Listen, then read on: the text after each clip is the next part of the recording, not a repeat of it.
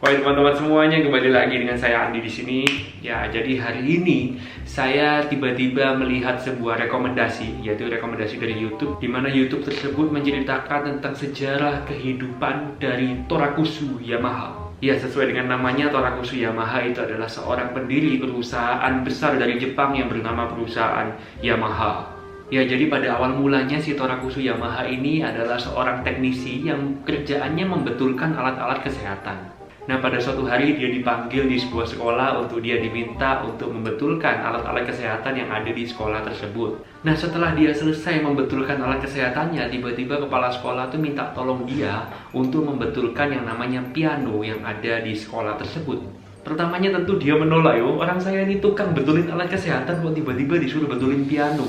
Nah, sekolahnya bilang ya ini piano kita satu-satunya, dan piano pada saat itu semuanya masih impor dari Eropa semua, jadi harganya sangat-sangat mahal. Sekolah ini mau beli piano baru pun tidak punya uang, jadi kalau kamu bisa betulin, tolonglah kalau bisa kamu betulkan.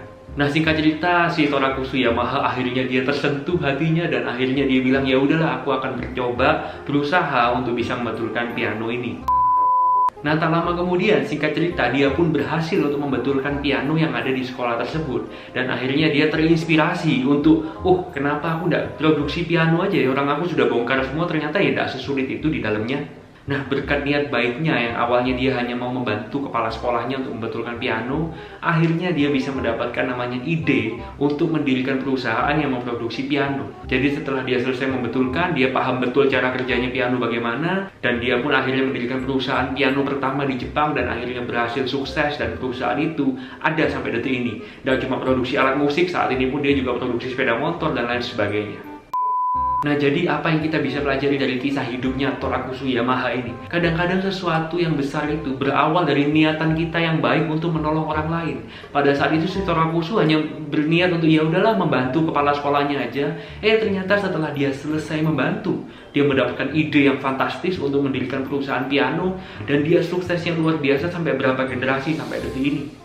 Nah, kita pun juga bisa belajar dari si Torakusu Yamaha ini tentang bagaimana kita bisa menyikapi suatu peluang. Mungkin kadang-kadang ketika ada orang lain minta tolong kita melakukan sesuatu, kita mikirnya, loh, itu bukan bidang saya kok, saya tidak paham mengenai hal itu. Nah, tidak ada salahnya kita mencoba dulu. Siapa tahu setelah kita selesai membantu, mungkin kita bisa mendapatkan ide baru, atau mungkin juga kita mendapatkan peluang-peluang baru yang bisa membawa kita terbang tinggi ke angkasa. Here comes the money.